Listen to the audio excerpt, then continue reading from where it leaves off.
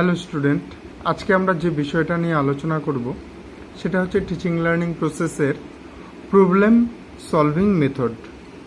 তো শুরুতেই আমরা দেখে নেব প্রবলেম সলভিং মেথড বিষয়টা কি এবং তার কি উদ্দেশ্য, এখান থেকে আমরা কি ফিডব্যাক পাবো, তার অ্যাডভান্টেজ, তার লিমিটেশনগুলো কি, আমরা একটু সে বিষয় নিয়ে আজকে আলোচনা করব। তো শুরুতেই চলে যাই, প্রবলেম সলভিং মেথডটা কি না, এটা এমন একটা মেথড যে মেথডে স্টুডেন্টরা নিজেরাই কি করবে, নিজেরাই কাজ করবে এবং এই কাজের মাধ্যমে তারা কি করবে, যে সমস্যাটা প্রবলেম সলভিং মেথড, অর্থাৎ এখানটায় একটা প্রবলেম থাকবে, প্রবলেমটাকে সলভ করবে। এই যে প্রবলেমটাকে সলভ করবে এখানটায় স্টুডেন্টরা নিজেরাই কি করবে, সেই প্রবলেমটাকে সলভ করবে, তারা নিজেরাই এর উপরে কাজ করবে, করে শিখবে। এই পদ্ধতিতে তারা কি করবে, যখনই এই কোনো একটা প্রবলেমকে সলভ করবে, সলভ করতে গিয়ে তারা কি করবে, সেই সমস্যাটাকে তারা অবজার্ভ করবে, অর্থাৎ যে প্রবলেমটা দেওয়া হলো সেই প্রবলেমটাকে তারা অবজার্ভ করবে, সেটাকে তারা বোঝার চেষ্টা করবে, সেটাকে বিশ্লেষণ করবে এবং সেখান থেকে কি করে তার সমাধান সূত্র বের করা যায় সেটাতে তারা সচেষ্ট হবে। এর মাধ্যমে কি হবে না, এর মাধ্যমে এই যে স্টেপ বাই স্টেপ, অর্থাৎ শুরুতে কোনো একটা সমস্যাকে গভীরভাবে দেখা, সেটাকে বোঝা, সেটাকে বিশ্লেষণ করা, একটা রূপরেখা তৈরি করা যে কিভাবে তারা সেটাকে সলিউশন করবে এবং আলটিমেট তার সলিউশন বের করা। এই যে স্টেপ বাই স্টেপ, এর মাধ্যমে তারা কি হবে, তাদের মধ্যে যে সায়েন্টিফিক যে স্কিল, অর্থাৎ সায়েন্টিফিক প্রসেসের যে স্কিল, সেটা তাদের মধ্যে বৃদ্ধি পাবে, তাদের মধ্যে ডেভেলপ করবে। This method help in developing brain storming approach to learning concept, অর্থাৎ এখানটায় কি হবে যে না, এখানটায় স্টুডেন্টরা নিজেরাই কোনো একটা সমস্যার গভীরে গিয়ে সেই সমস্যাটাকে বোঝা এবং তার সমাধানের রূপরেখা তৈরি করে সেটাকে সমাধান করা। এর ফলে কি হবে, তারা বিভিন্নভাবে সেই সমস্যাটাকে নিয়ে ভাববে যে কি করে তার সমাধান সূত্র তারা বের করতে পারে, যার জন্য এটা হচ্ছে একটা brainstorming approach. The students thinking on the problem and their understanding of the science behind it is based on common sense, অর্থাৎ কোনো একটা সমস্যা, সেই সমস্যাটাকে নিয়ে ভাবা এবং সেই সমস্যাটাকে বোঝা, এর যে পেছনে যে সায়েন্সটা কাজ করছে, এটা মূল বিষয়টা কি যে না, ওদের যে সাধারণ জ্ঞান আছে, মূলত সেই সাধারণ জ্ঞান স্টুডেন্টরা তারা তাদের সাধারণ জ্ঞানটাকে, অর্থাৎ তাদের যে প্রিভিয়াস নলেজ আছে সেটাকে তারা অ্যাপ্লাই করবে, করেই তারা কি করবে, এই সমস্যার গভীরে যাবে এবং সেটাকে সমাধান করার চেষ্টা করবে। প্রবলেম সলভিং মেথডে আমরা আরও দেখতে পাই যে এখানটায় শুরু থেকেই কোনো টেক্সচুয়াল নলেজ দিয়ে দেওয়া হয় না, অর্থাৎ যে এইভাবে করে কোনো একটা সমস্যা তুমি এইভাবে করো তাহলে সমাধান পাবে, এই জাতীয় কোনো প্রি নলেজ তাদেরকে দিয়ে দেওয়া হয় না। তারা কি না, তারা একটা প্রসেসের মধ্যে দিয়ে যায়, গিয়ে সেটাকে সমাধান করার চেষ্টা করে এবং সেখান থেকে তারা নলেজ গেদার করতে পারে, সংগ্রহ করতে পারে। It is a process from practice to theory, not vice versa. এটার মানে কি না, এই পদ্ধতিটা কি না, এখানটা প্র্যাকটিস করবে, অর্থাৎ সমস্যার সমাধানের চেষ্টা করবে এবং সেখান থেকে তারা সমস্যার সমাধান করে সেখান থেকে তারা থিওরিতে যাবে, থিওরি ডেভেলপ করবে। কিন্তু সমস্যার সমাধানের জন্য পূর্বেই কোনো থিওরি দিয়ে দেওয়া হলো এবং সেটা দিয়ে সে সমস্যার সমাধান করবে, এই ঘটনাটা কিন্তু এক্ষেত্রে ঘটবে না। প্রবলেম সলভিং মেথডের আরেকটা বিশেষ বৈশিষ্ট্য হচ্ছে এখানটায় মূল উদ্দেশ্য জ্ঞান আহরণ করা নয়। এখানটায় কি মূল উদ্দেশ্য হচ্ছে, যে সমস্যাটা দেওয়া হয়েছে সেই সমস্যাটার একটা সমাধান সূত্র বের করা। এবার মজার বিষয় হচ্ছে, এই সমস্যার সমাধান সূত্র তাদের প্রিভিয়াস নলেজ এবং কমন সেন্সকে কাজে লাগিয়ে সমস্যার যখনই তারা সমাধান করছে তখন তারা সেখান থেকে আবার নতুন নলেজ গেদার করতে পারছে, নতুন নলেজ সংগ্রহ করতে পারছে। Students live in the real world and like to deal with concrete things where they can touch, feel, manipulate things. Then the method is useful to igniting the process of science learning. অর্থাৎ এখানটায় যখনই কোনো সমস্যার সমাধান করতে যাচ্ছে সেখানটা তারা কি করছে, রিয়েল যে ওয়ার্ল্ড আছে সেই রিয়েল ওয়ার্ল্ডের টাচে আসছে এবং তারা সমস্যাটা নিজেরা ফিল করতে পারছে। যদি প্র্যাকটিক্যাল বেস কোনো সমস্যা হয় তাহলে সেটা তারা হাতে কলমে কাজ করছে, করে তার মাধ্যমে তারা কি করতে পারছে, জ্ঞানটাকে সংগ্রহ করতে পারছে, তার মধ্যে যে সায়েন্টিফিক যে প্রসেস আছে সেটাকে। অর্থাৎ এই প্রবলেম সলভিং মেথডটা আমরা যদি একটু গভীরভাবে বিশ্লেষণ করি তাহলে দেখতে পাবো যে এটা অনেক বেশি এফেক্টিভ হচ্ছে সায়েন্স সাবজেক্টের ক্ষেত্রে, এটা অনেক বেশি গুরুত্বপূর্ণ। যেমন ম্যাথামেটিক্সের ক্ষেত্রে mathematical problem, physical science, chemistry অর্থাৎ ফিজিক্স কেমিস্ট্রি তাদের ক্ষেত্রে যে সমস্ত প্রবলেমগুলো আছে, বা বায়োলজি বা অন্যান্য যে সায়েন্সের সাবজেক্টগুলো আছে সেক্ষেত্রে কিন্তু এটা অনেক বেশি এফেক্টিভ। ঠিক আছে, অবজেক্টিভসগুলো কী কী দেখা যাক। Willingness to try problem and improve their perseverance when solving problem. অর্থাৎ এই যে সমস্যা সমাধানের যে আগ্রহ, আকাঙ্ক্ষা বা ইচ্ছা শক্তি সেটা কিন্তু এই পদ্ধতির মাধ্যমে বৃদ্ধি পায়। অর্থাৎ প্রবলেম সলভিং মেথড এমন একটা মেথড যার মাধ্যমে তারা অর্থাৎ স্টুডেন্টরা কোনো সমস্যা সমাধান করার জন্য তারা নিজেরা মানসিকভাবে অনেক বেশি তৈরি হয়ে যায়। Improving people's self concept with respect to the abilities to solve problems. অর্থাৎ এক্ষেত্রে কি হচ্ছে, এই যে সমস্যা সমাধান করার যে ক্ষমতা আছে, এই যে আত্মবিশ্বাস, এটা কিন্তু তাদের মধ্যে অনেক বেশি ডেভেলপ করে। এখানটায় কি হয়, প্রবলেম সলভিং যে স্ট্র্যাটেজি সেই সম্পর্কে তারা অনেক বেশি অ্যাওয়্যার হয়, অবগত হয়। তারপর make people's aware the value of approaching problems in a systematic manner. অর্থাৎ কোনো একটা সমস্যার সমাধান করতে গেলে যে সিস্টেমেটিক ম্যানারে অর্থাৎ স্টেপ বাই স্টেপ আগাতে হবে, এই বিষয়টা সম্পর্কেও কিন্তু তারা ওয়াকিবহাল হয়ে যায়। নেক্সট কি বলেছে, aware that many problem can be solved in more than one way.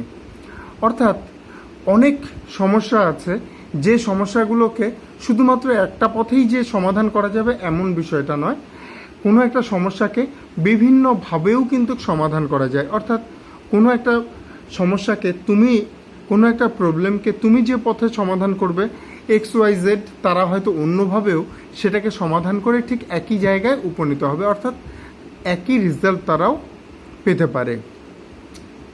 People's ability to select appropriate solution strategy.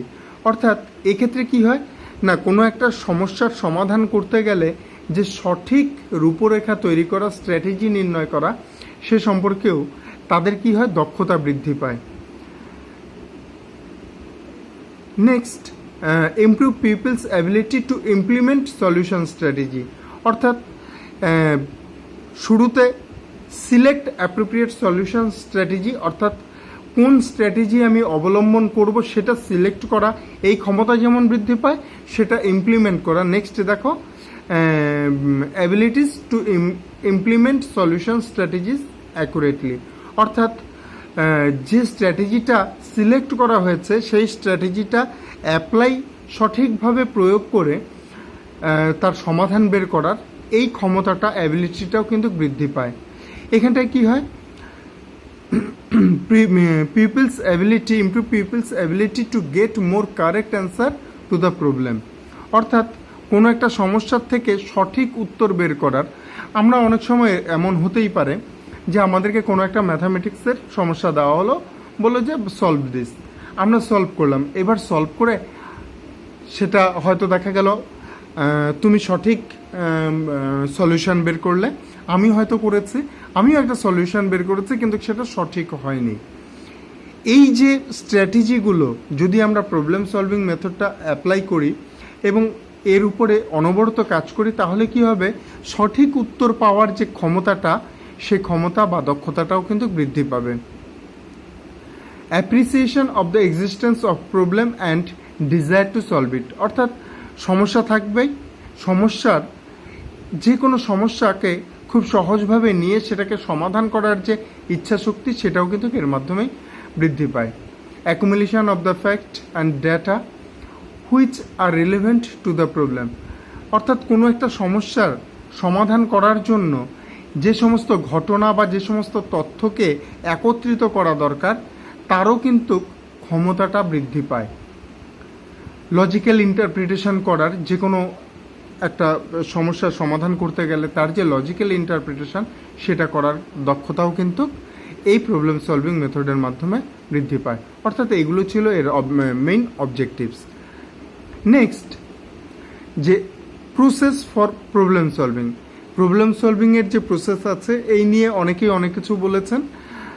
আমরা এখানটায় যেটা উল্লেখ করেছি বা যেটা দেখতে পাচ্ছি, সেটা হচ্ছে প্রলয় সে কী করেছে, তার ফেমাস 4 স্টেপ প্রসেস, অর্থাৎ কোনো একটা সমস্যার সমাধান করার জন্য প্রলয় উনি কী করেছেন, উনি তার বিখ্যাত 4 স্টেপ প্রসেসের কথা বলেছেন।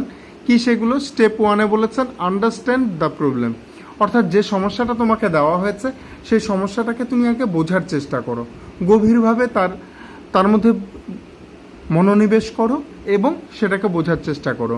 স্টেপ 2, ডিজায়ার আ প্ল্যান, কি প্ল্যান তৈরি করো। কি প্ল্যান তৈরি করবে না, কি করে তুমি এই যে সমস্যাটা আছে সেই সমস্যাটাকে সমাধান করবে, তার জন্য তুমি একটা রূপরেখা তৈরি করো।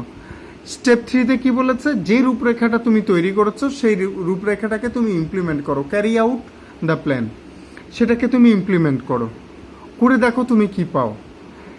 স্টেপ 4-এ লুক ব্যাক, অর্থাৎ তুমি এই যে এতক্ষণ ধরে যে প্রসেসটা করেছো সেই প্রসেসটাকে তুমি চেক করো, সেটাকে ইন্টারপ্রিট করে দেখো যে তোমার আলটিমেট সলিউশন, প্রবলেমটার আলটিমেট সলিউশন তুমি পেলে কি না। ওকে, নেক্সট, এই যে প্রবলেম সলভিং মেথড, এর অ্যাডভান্টেজগুলো কী কী? এটা হচ্ছে নলেজ রিটেনশন, অর্থাৎ এখানটায় আমাদের যে পূর্বের যে জ্ঞান বা কমন সেন্স, সেটাকে অ্যাপ্লাই করে আমরা যখনই কোনো সমস্যার সমাধান করতে যাচ্ছি, সেখানটায় কিন্তু আমাদের নলেজ রিটেনশন হচ্ছে।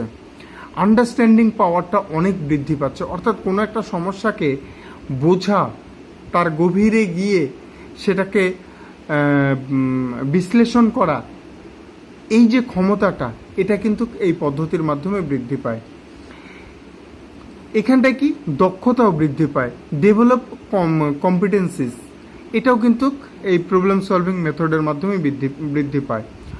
কনটেক্সট স্পেসিফিক, অর্থাৎ কিছু সমস্যা আছে, কিছু সমস্যা সমাধান করার জন্য তার যে স্পেসিফিক ওয়ে আউট, সেটাও কিন্তু আমরা এর মাধ্যমে বৃদ্ধি করতে পারি। এর মাধ্যমে সায়েন্টিফিক যে অ্যাটিটিউড, কারণ তোমাকে যে কোনো সমস্যার সমাধান করতে গেলে যে স্ট্র্যাটেজি এবং যে সাইমালটেনিয়াসলি তোমাকে স্টেপ বাই স্টেপ যে ওয়ে আউটগুলো ফলো করতে হবে, এর মাধ্যমে কি হয় না, সায়েন্টিফিক অ্যাটিটিউডও বৃদ্ধি পায়। কি বলছে, develops qualities of initiative and self dependence in the student, এর মাধ্যমে কি হয়, এর মাধ্যমে ছাত্রদের মধ্যে তাদের নিজের উপর ভরসা করার, অর্থাৎ আমি যে কোনো কিছু করতে পারি, আমি যে কোনো একটা সমস্যার সমাধান করতে পারি, এই যে সেলফ ডিপেন্ডেন্স, এটা কিন্তু স্টুডেন্টদের মধ্যে বৃদ্ধি পায়। এর আরেকটা ভালো দিক হচ্ছে এটা অনেকটা বায়াসলেস, রিডিউসেস বায়াস, এখানটা কোনো বায়াস থাকে না, কারণ সমস্যা দেওয়া হয়েছে যে প্রত্যেক স্টুডেন্ট তারা তাদের ক্যাপাবিলিটিস অনুযায়ী সেটাকে সলভ করার চেষ্টা করবে। বেটার সলিউশন, এর মাধ্যমে অর্থাৎ এই প্রবলেম সলভিং মেথড এটা অ্যাপ্লাই করে আমরা কি করতে পারি, যে কোনো সমস্যার খুব ভালো সমাধান বের করতে পারি। নেক্সট দেখা যাক এর লিমিটেশনগুলো কী কী। বলছে difficult to teach all topics of the curriculum, অর্থাৎ আমাদের কারিকুলামের মধ্যে যতগুলো টপিক আছে, যতগুলো সাবজেক্ট আছে বা কোনো একটা সাবজেক্টের যতগুলো বিষয় তার মধ্যে সাব টপিক আছে, সমস্ত কিছুর জন্য প্রবলেম সলভিং মেথড সমানভাবে অ্যাপ্লাই করা সম্ভবপর হয়ে ওঠে না। এখানটায় কি হয়, এনকারেজ আনহেলদি কম্পিটিশন, অর্থাৎ ক্লাসের মধ্যে কোনো একটা প্রবলেম দেওয়া হলো, সমস্যা দেওয়া হলো, ধরো একটা ম্যাথামেটিক্স দেওয়া হলো, এবার ছাত্রদের মধ্যে কে আগে করে দেখাবে তাদের মধ্যে কিন্তু এই কম্পিটিশানটা শুরু হয়ে যায়।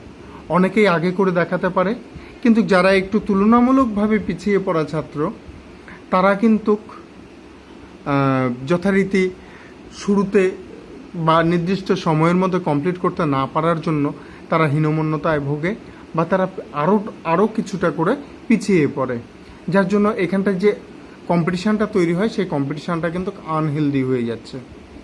আনইকুয়াল পার্টিসিপেশন, কেন আনইকুয়াল? কারণ একটা ক্লাসের মধ্যে যখন কোনো একটা প্রবলেম দেওয়া হচ্ছে, প্রবলেমটা নির্দিষ্ট, কিন্তু ক্লাসে যে স্টুডেন্টরা আছে তারা বিভিন্নজন বিভিন্ন লেভেলের, অর্থাৎ কেউ হয়তো ফার্স্ট লার্নার, কেউ হয়তো একটু স্লো লার্নার, কেউ হয়তো medium learner.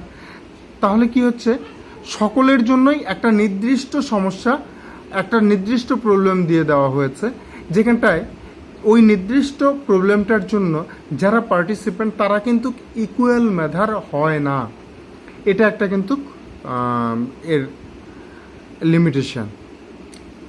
Possible lack of effective direction, এখানটায় কোনো এফেক্টিভ ডিরেকশান দিয়ে দেওয়া হয় না, যার জন্য এই একটা সম্ভাব্য যে এর সমাধান সূত্র তার জন্য একটা কিন্তু ঘাটতি থেকেই যায়।